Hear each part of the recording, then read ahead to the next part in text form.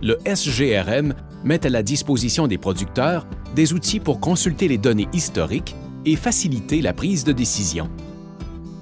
Parmi ceux-ci, on retrouve le tableau historique de la saisonnalité des gains et des pertes des CLD en dollars canadiens.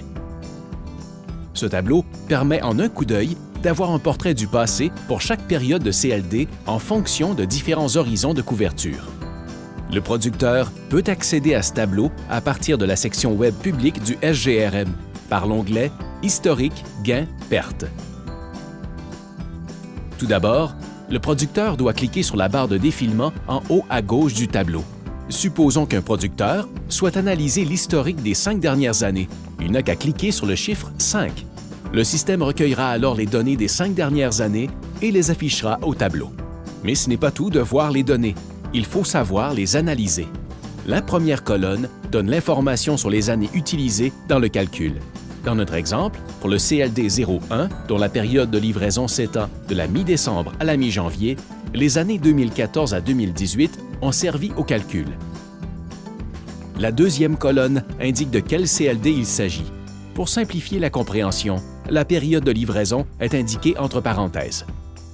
La colonne suivante, qui porte le titre « Protection avant livraison », précise si les résultats d'une ligne visent une période de couverture de 3, 6 ou 9 mois avant l'échéance du CLD. Par exemple, la période de livraison du CLD 06 s'étend de la mi-mai à la mi-juin. Dans le cas d'une protection 3 mois avant la livraison, l'outil calcule le gain ou la perte historique pour une prise de CLD durant la période de la mi-février à la mi-mars et d'un renversement durant la période de mi-mai à mi-juin. Les 4 dernières colonnes du tableau présentent le nombre d'années où un gain ou une perte aurait été réalisé sur les marchés à terme et quel aurait été ce gain ou cette perte en moyenne. Pour mieux comprendre, prenons l'exemple du CLD numéro 1 et analysons l'historique des 5 dernières années. Pour un CLD transigé 3 mois avant son échéance, un gain moyen de 15,03 $ par 100 kg aurait été réalisé 2 années sur 5. Pour les 3 années restantes, une perte moyenne de 17,56 $ aurait été accusée.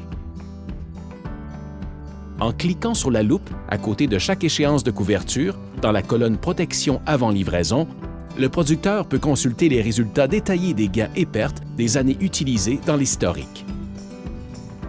Les données affichées dans le tableau ne représentent pas les résultats des transactions réelles de CLD effectuées par les utilisateurs du SGRM.